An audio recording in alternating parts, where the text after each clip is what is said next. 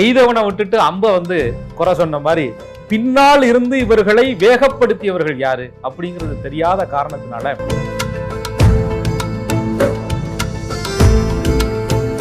தனுசை பொறுத்தவரை நேர்மையை நம்பலாம், நேர்மை மாதிரி இருப்பவர்களை நம்ப கூடாது.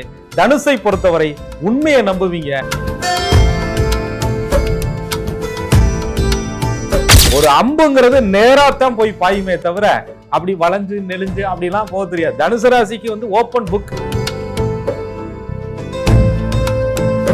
ஒருத்தனை நம்புறது, அதீத நம்பிக்கை வைப்பது, எந்த இடத்துல அந்த நம்பிக்கை மேல இவர்களுக்கு சந்தேகம் பிறக்குதோ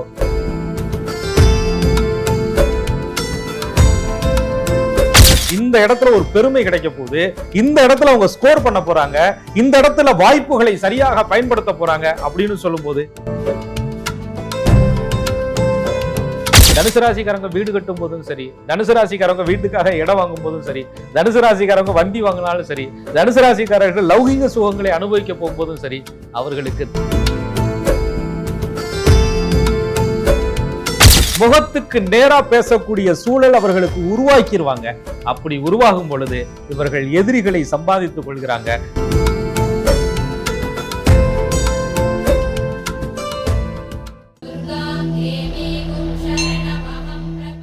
அன்பான நேயர்களுக்கும் வணக்கம். தொடர்ச்சியா ஒவ்வொரு ராசிக்காரர்களுக்கும் அவங்களுடைய வாழ்க்கையில நேர்முக மறைமுக எதிரிகள் எப்படி உருவாக்குறாங்க, இதுல இருந்து வெளியில வருவதற்கான வழிமுறைகள் என்ன அப்படிங்கறத தொடர்ச்சியா பேசிட்டு இருக்கோம். இந்த எபிசோட்ல தனுசு ராசிக்காரர்களுக்கு இவங்களுடைய வாழ்க்கையில கண்ணுக்கு தெரிந்த கண்ணுக்கு தெரியாத எதிரிகள் எப்படி ஏற்படுறாங்க, இதனால இவங்க சந்திக்கக்கூடிய பிரச்சனைகள் என்ன, இதுல இருந்து வெளியில வருவதற்கான வழிமுறைகள் என்ன அப்படிங்கறத நம்ம பேச போறோம். புலிப்பாணி சித்தர் வழி ஜோதிடர் திரு கோகுலக்கண்ணன் அவர்கள் கிட்ட இது சார்ந்து நம்ம கேட்டு தெரிஞ்சுக்கலாம். வாங்க.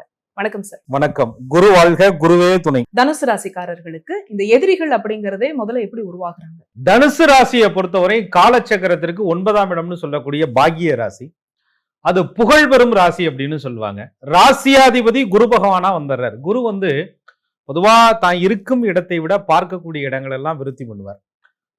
எதிரிகளை இந்த ராசிக்காரர்கள் உருவாக்கி கொள்வது அவங்களுடைய நேர்மையினால. தனுசிட்ட 2 பலம் இருக்கு.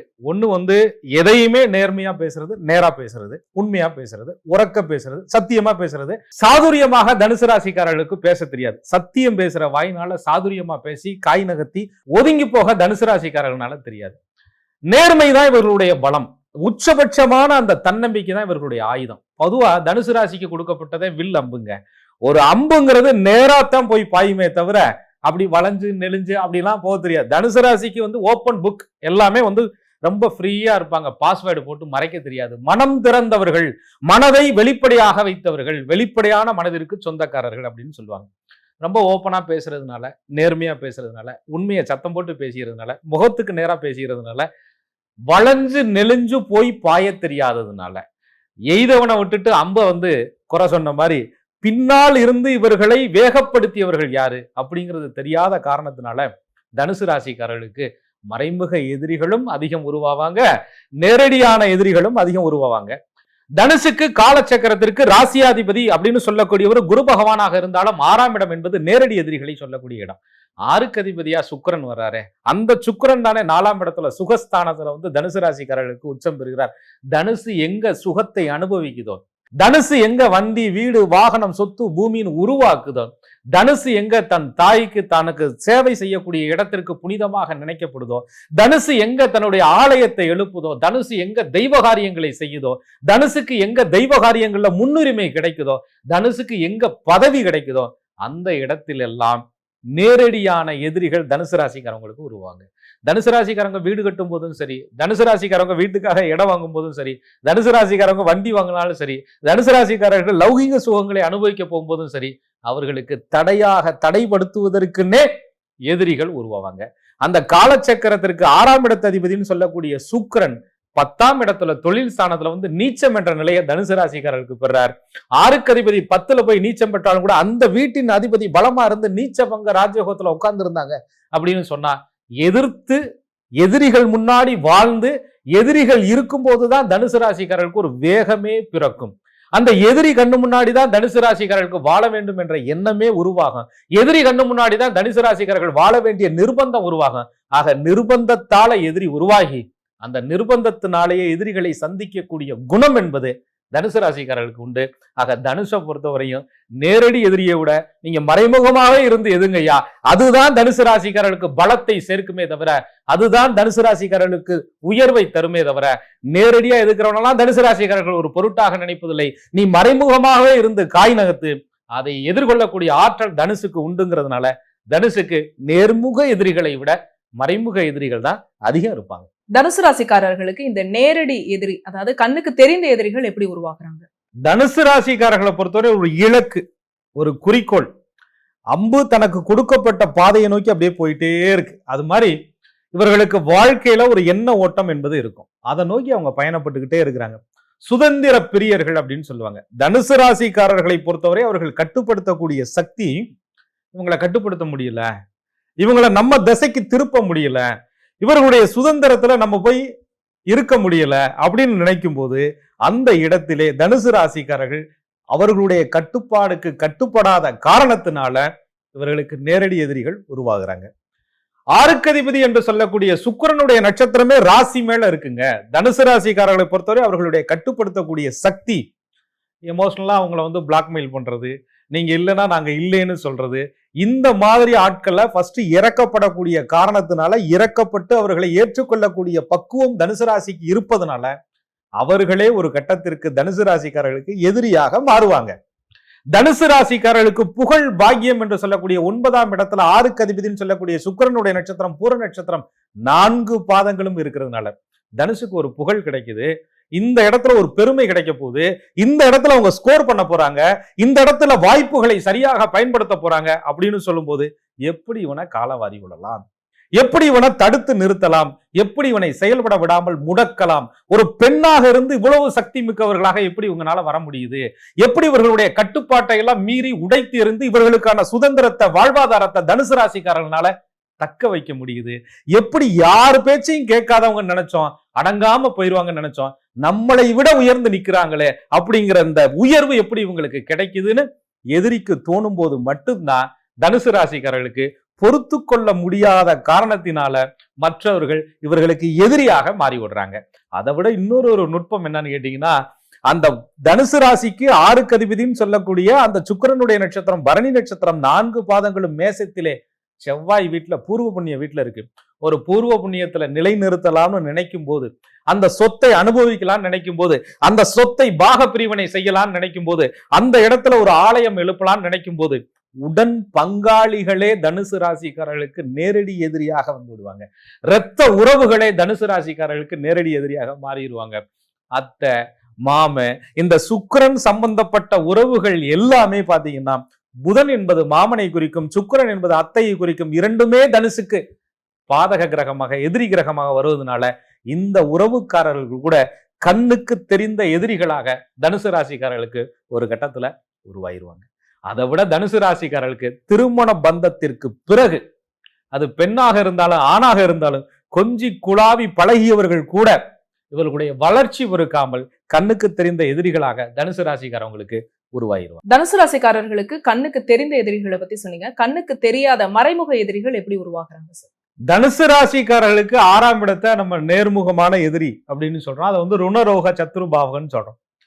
இந்த 6க்கு அதிபதி சுக்கிரன் 8ஆம் இட அதிபதியோடு சம்பந்தப்படும் பொழுது, 6ஆம் அதிபதி சுக்கிரன் மறைமுகமான சக்திகள் கொண்ட ராகு கேதுவினுடைய சம்பந்தத்திலே இருக்கும் பொழுது, இவர்களுடைய சுய ஜாதகத்துல லக்னாதிபதி பாதிக்கப்பட்ட நிலையில் இருக்கும் பொழுது, 6ஆம் அதிபதியினுடைய பார்வையில இருக்கும் பொழுது, ராசியாதிபதினு சொல்லக்கூடிய குரு பகவான் பலவீனப்பட்ட நிலையில இருக்கும் பொழுது, தனுசு ராசிக்காரர்களுக்கு கண்ணுக்கு தெரியாத எதிரிகள் நிச்சயமா அந்த தசாபுத்தி காலங்கள்ல இவங்களுக்கு உருவாவாங்க.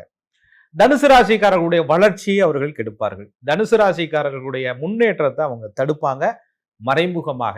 தனுசு ராசிக்காரர்கள்ட்ட மிகப்பெரிய ஒரு பலவீன குணமே ஒருத்தனை நம்புறது, அதீத நம்பிக்கை வைப்பது. எந்த இடத்துல அந்த நம்பிக்கை மேல இவர்களுக்கு சந்தேகம் பிறக்குதோ அங்கே லக்னாதிபதி ராசியாதிபதி பாதிக்கப்பட்டிருக்கிறான்னு அர்த்தம்.